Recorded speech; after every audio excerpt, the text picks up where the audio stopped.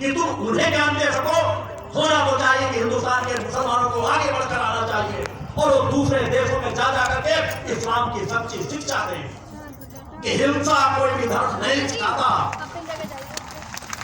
कोई भी धर्म ये नहीं कह सकता कि यहां कत्ल करके जाओगे और जन्नत में तुम्हें हूरें मिलेंगी। अगर ऐसा कहते हैं तो मैं कहता हूं कि इस्लाम धर्म के जो सच्चे मानने वाले लोग उन्हें आगे बढ़ के आना चाहिए और सबसे पहले उन मुल्ला मौलवियों को आगे करें। ये सुनहरा सौभाग्य तुम प्राप्त करो, उनके हाथ में चप्पू पकड़ा दो, करो जाओ जिसकी हत्या करना करो जाकर के। हमारे संविधान में ताकत है, तुम्हें बहुत जल्दी उन हूरों के पास पहुंचा देगी। अज्ञानियों दुर्भाग्यशालियों कहीं हूरें नहीं बैठी और जहां हूरें हैं उन्हें तुम प्रताड़ित करते हो, बुर्के में बंद रख करके उनके साथ अन्याय करते हो, 3 तलाक देकर उन्हें दूर हटा देने के लिए। अगर उन हूरों की रक्षा कर सकते हो तो हूरें इसी धरती में मौजूद है। नारी की रक्षा करो, नारी के सम्मान स्वाभिमान की रक्षा करो। वह हर पल तुम्हारे साथ देती है, उनसे भेदभाव मत करो।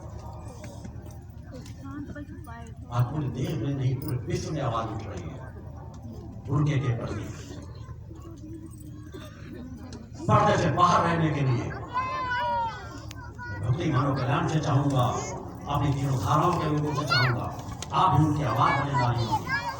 देश की सरकार से भी चाहूंगा निर्भीकता के साथ यह भूल जाए कि कौन देश कितना हमारा विरोध करेगा। आज पूरे अनेकों देशों में इस्लाम धर्म में जुड़ी हुई नारियों ने संकल्प ले लिया कि हमें बुर्के के अंदर नहीं रहना, हमें हिजाब नहीं पहनना। आवाज उठा रही है, उन्हें कत्ल किया जा रहा है मगर उसकी भी परवाह नहीं कर रही। यह सत्य का युग है, हर धर्मों से सत्य जागृत होगी, वो अपने सत्य की रक्षा के लिए आवाज उठाएंगी। हिंदू मुस्लिम सिख ईसाई कोई भी हो, उन सत्य की आवाज के साथ हमें खड़े होना। उन इस्लामिक आतंकवादियों से कहना चाहता हूं तुम कभी सफल नहीं हो पाओगे, तुम्हारे मंसूबे कभी सफल नहीं होंगे। भूल जाओ तुम हिंदुस्तान में कभी जिहाद करके हिंदुस्तान को इस्लामिक स्टेट बना लोगे।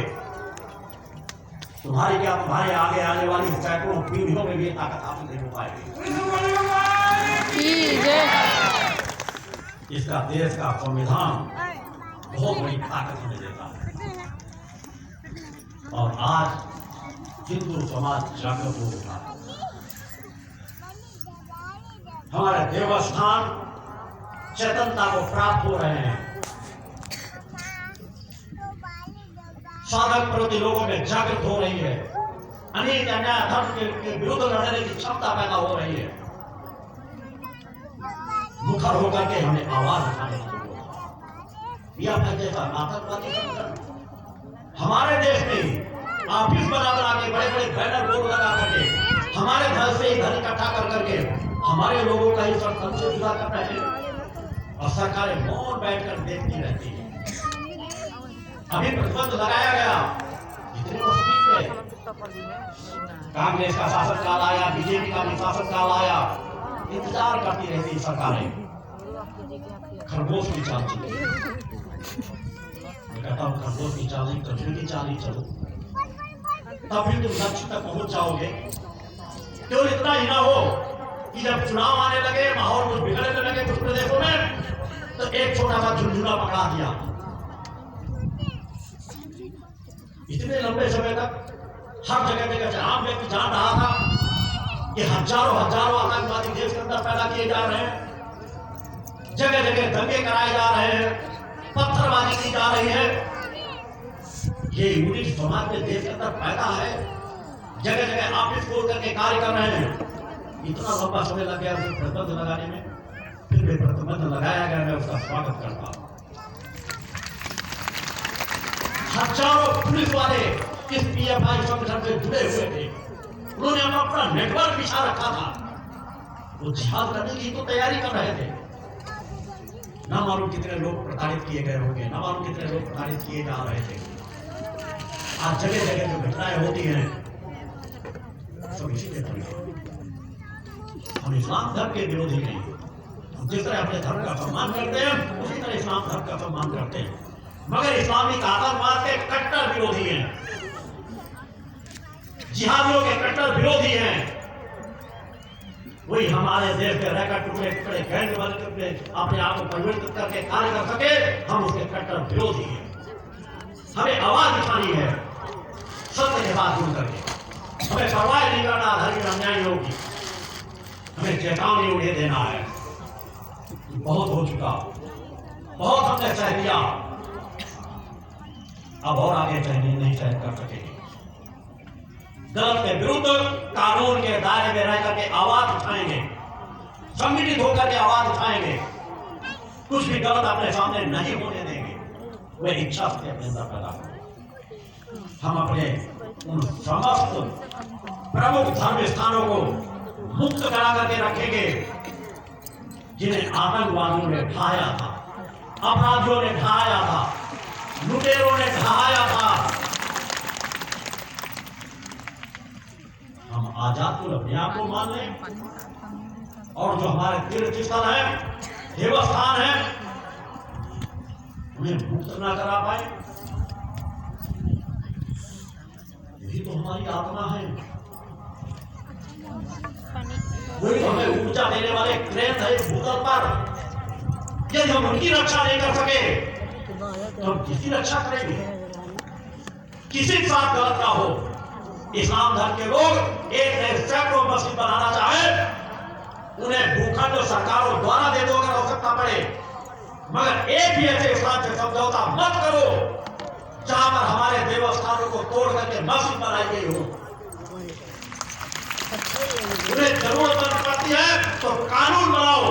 हमारा संविधान इसकी इजाजत देता है कि अगर बेईमान सत्ताधारियों ने ऐसे कुछ कानून बनाए जिनके माध्यम से हिंदुओं का शोषण करना था, जो विदेशी ताकतों के गुलाम थे, भटके हुए इस्लामिक मुल्ला मौलवियों के गुलाम थे, अपनी सत्ताओं को बचाने के लिए ऐसे कानून बनाए कि जो जहां जैसा बना है वैसा रहेगा। तो बेईमानों, तुमने गुलामी को नहीं स्वीकार कर रखी हमेशा, अपने आप को भी आजाद न कराते, गुलाम रहते। हमारी आजादी अधूरी है जब तक इस भूतल में हमारा कोई देवस्थान बंधक है। होकर के आवाज उठाने की जरूरत है। जब अपने देवस्थानों को मुक्त करा सके, उन्हें आजाद करा सके, संगठित होकर के कार्य करने की जरूरत है।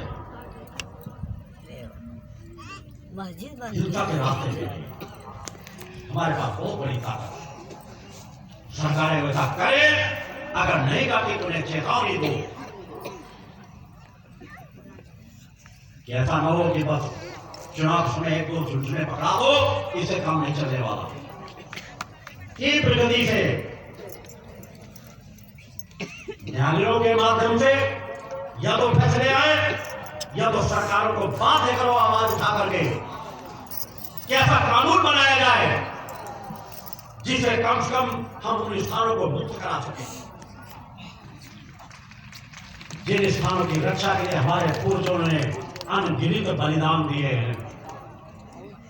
अत्याचारों को सहा है, उन्हें याद किया करो किस तरह के क्षणों में उन्होंने अपना जीवन दिया होगा, जब उनके धर्म स्थान तोड़े जा रहे होंगे, कितने लोगों ने अपनी कुर्बानी दी होगी। हम उन्हें भुला नहीं सकते। दुर्भाग्य से आजादी देने मिलने के बाद भी हमारे ऊपर वही वैज्ञानिक की शिक्षा पद्धति ला दी गई। अंग्रेज जाते जाते अपने चारकार गुलामों के हाथों में, नेहरू जिन्ना जैसे लोगों के हाथों में सत्ता सौंप के गए, जो अंग्रेजों के गुलाम थे, अंग्रेजों के चारकार थे, अंग्रेजों के हितैषी थे। सुभाष चंद्र बोस जैसे लोगों को नजरअंदाज कर दिया गया। सरदार पटेल जैसे लोगों को प्रधानमंत्री बनने का सौभाग्य नहीं प्राप्त हुआ,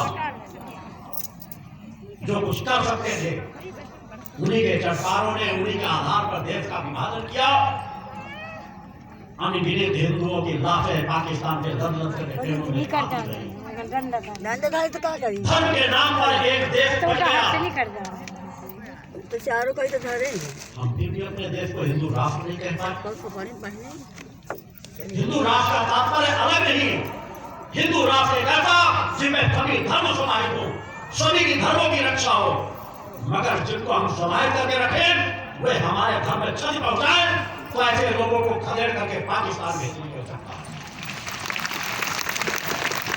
जिसे हम अपने घरों में रहने का सम्मान दें, अपने हिंदुत्ववादी स्वभाव के कारण कि हमारे अंदर ममता, दया, प्रेम, करुणा, वात्सल्य की अपार क्षमताएं हैं, इसलिए हमने उस समय भी निर्णय लिया कि सभी लोग जो भी रहना चाहें हमारे यहाँ रहें। हम अपने संविधान के आधार पर सबको ताकत देते हैं, मगर आज भी हमारे संविधान को नष्ट करना चाहें, देश के टुकड़े टुकड़े में बांटना चाहें, हिंदुत्व को ही नष्ट करना चाहें, एक देश दे देने के बाद पुनः इसे इस्लामिक स्टेट बनाना चाहे तो हिंदुओं जागने की आवश्यकता है। मानवतावादी लोगों जागने की आवश्यकता है।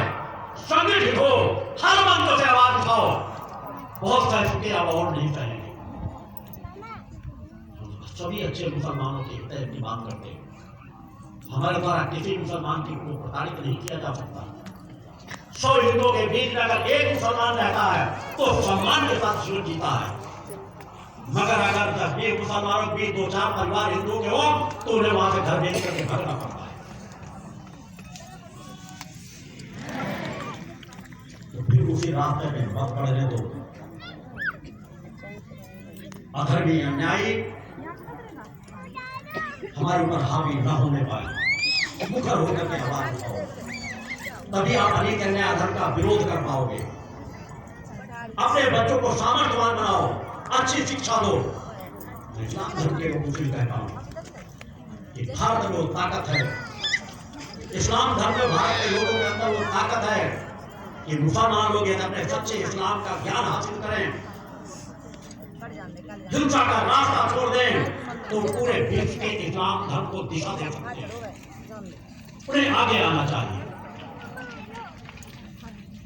बहुत ऐसे मुसलमान हैं जो आतंकवाद का विरोधी हैं, आतंकवाद का विरोध करते हैं, मगर दुर्भाग्य से जिस तरह मैं आपको कहता हूं अपने बच्चों को धर्मान संस्कारवान बनाओ, एक ऐसी लंबी यात्रा तय हो गई है कि 50% ज्यादा युवा किसी न किसी आतंकवादी मानसिकता से जुड़ चुके हैं, भाई जैसे संगठनों से जुड़ चुके हैं, पाकिस्तानी नेटवर्कों से जुड़ चुके हैं। तो हमारे देश में हर जगह जगह छवि पहुंचा दे। अतः हमें अपने अंदर विचार कि इस तरह के संगठन हावी न होने पाए। धर्म परिवर्तन में हर एक नहीं कहता हूं, किसी धर्म के लोग अगर धर्म परिवर्तन करते हैं तो जघन्य अपराध करते हैं, धमकी देकर, प्रलोभन देकर, किसी को प्रभावित करके। हर को अपने अपने धर्म के अनुसार जीने दो। हिंदू धर्म के लोग तो कभी किसी धर्म का परिवर्तन करने के लिए किसी को मजबूर नहीं करते। आज चाहे ईसाई धर्म हो, चाहे इस्लाम धर्म के लोग हों, क्यों हिंदुओं के पीछे पड़े? कहीं लव जिहाद, कहीं किसी प्रकार की स्थितियां, कहीं पैसे का प्रलोभन। मैं हिंदुस्तान के लोगों से भी कहना चाहूंगा, जिस तरह हमारे लिए इस्लामिक आतंकवाद खतरनाक है, उसी तरह ईसाई धर्म के लोग भी खतरनाक बनते जा रहे हैं। जगह जगह धर्म परिवर्तन की दुकानें चल रही हैं। मुसलमान थोड़े बेवकूफ किस्म के हैं, कुछ लोग आतंकवादी मानसिकता, जिहादी मानसिकता के लोग, जो तलवार चक्कू लेकर के जिहाद करके इस्लामिक स्टेट बनाना चाहते हैं। और ये इतने सातिर बेईमान हैं ईसाई धर्म के कुछ लोग, 90% लोग, कि देश के अंदर अंदर एक पैसे के बल पर बेवकूफ बनाकर छल करके हिंदुओं को इस्लाम ईसाई बनाते जा रहे हैं। और दुर्भाग्य से बड़े बड़े पढ़े लिखे परिवारों के बेटे बेटियां छोटे छोटे प्रलोभों में फट करके इस ईसाई धर्म स्वीकार कर रही है। धिक्कार है उन माता पिता को, धिक्कार है उन बच्चों को जिस धर्म की रक्षा के लिए हमारे हजारों हजारों पूर्वजों ने अपना सर जुदा करने में भी पीछे नहीं हटे, होने में कुर्बान गिरी कर दी अपने जीवन की, मगर कभी भी गलत स्वीकार नहीं किया। इतने बड़े महान धर्म की जितने के पास अलौकिक ताकत सामर्थ है, जिसकी इस पूरी सृष्टि की रचयिता हो, जिस धर्म ने एक नहीं अनगिनत ऋषि मुनि दिए, जिनके पास अलौकिक शक्ति सामर्थ्य थी, जो नए शब्द की रचना करने की सामर्थ्य रखते थे, अपनी वाक शक्ति पर कुछ कर पाने की सामर्थ्य रखते थे, राम और कृष्ण जैसे देव पुरुषों को तैयार किया। हमारे ऋषियों मुनियों की देन है आज जितना विज्ञान फैला हुआ है। आज एक एक छोटे अन्य धर्म एक एक अपने धर्म गुरुओं को माध्यम बना करके आज हिंदू धर्म को नीचा दिखाने की बात कह रहे हैं। क्या है ईसाई धर्म में? कैसी ताकत है ईसाई धर्म में? किसी के पास सामर्थ हो तो सामर्थ आकर एक बार दिखाए तो समाज में। हमारे ऋषियों मुनियों ने तो अनेकों बार दिखाया है। समुद्र को चुल्ली में हाथ के हथेली में भर करके उसमें पी गए हैं। हमारे हिंदू नारियों ने सूर्य की गति को रोक दिया है। यमराज के मुख से हाथों से अपने पतियों की जान छीन ली है। क्या कुछ नहीं किया? भगीरथ जैसे तपस्वी ने गंगा को इस धरती पर लाकर के डाल दिया। है किसी धर्म में ऐसी क्षमता है? कौन सा ऐसा धर्म है जिसने मानवता को दिया हो जो हमारे ऋषियों मुनियों ने दिया है?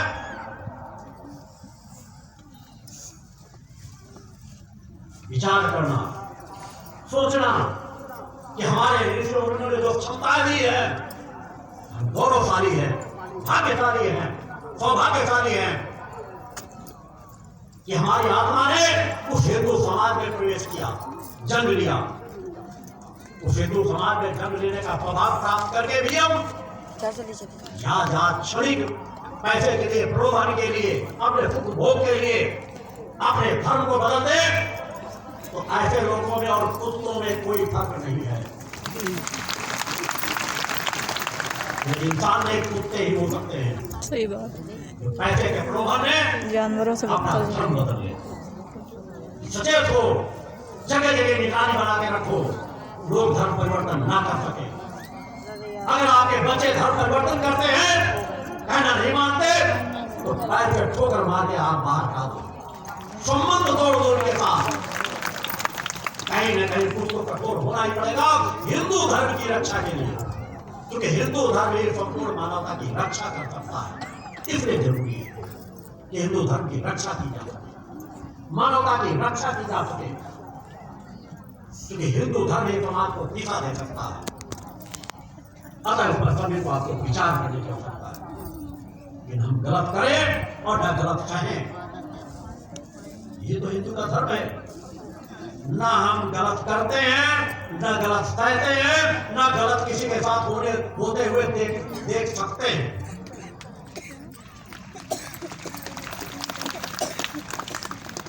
न गलत कहेंगे, न गलत करेंगे, न गलत करने देंगे। अपने आप को सामर्थ्यवान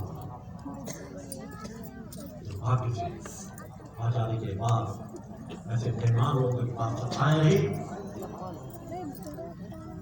कि ऐसे लोगों को शिक्षा मंत्री बनाया जाता था जो आतंकवादियों को, आक्रमणकारियों को आदर्श के रूप में प्रस्तुत करके हिंदुओं को शिक्षा देते रहे और हिंदू रट्टा मारते रहे। और रट्टा मारते मारते इतना उसमें लिप्त हो गए कि अपने पूर्वजों को भूल गए। अब तो सजग हो गया, अपने इतिहास को पढ़ो, उन त्यागियों वैज्ञानिकों का याद को याद रखो जिन्होंने तुम्हें आजादी दिलाई। महाराणा प्रताप, लक्ष्मीबाई जैसे लोगों को क्या भूल जाओगे? छत्रपति शिवाजी जैसे लोगों को क्या भूल जाओगे? सुभाष चंद्र बोस जैसे लोगों को क्या भूल जाओगे? चंद्रशेखर आजाद जैसे लोगों को क्या भूल जाओगे? भगत सिंह जैसे लोगों को क्या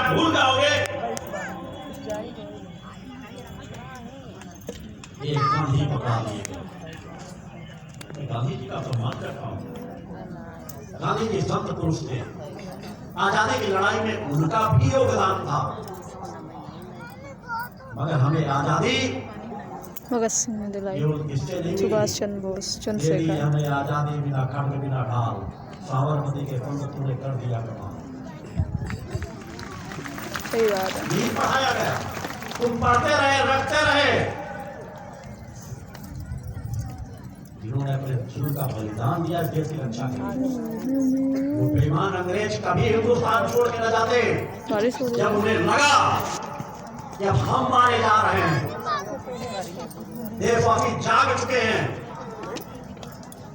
अब हम अपने आप को बचा नहीं पाएंगे, तब उन्होंने तलाशा अपने जागतार को और कहा कि हम सत्ता आप लोग सौंप रहे हैं, हमारे अनुसार चलना। वही आजादी नहीं मिली थी जिस आजादी का हम जश्न मनाते हैं। आजादी तो हमें सुभाष चंद्र बोस ने दिलाई थी, चंद्रशेखर आजाद ने दिलाई थी, भगत सिंह ने दिलाई थी, मंगल पांडे ने दिलाई थी, लक्ष्मीबाई ने दिलाई थी, जिन्होंने एक चेतना जागृत की और वह चेतना समाज में कार्य करने लगी। चेतनता के साथ समाज की आजादी की आवाज उठने लगी और अंग्रेजों को भाग करके जाना पड़ा। सत्ता सौभाग्य थैली कहाँ रखी? आजादी के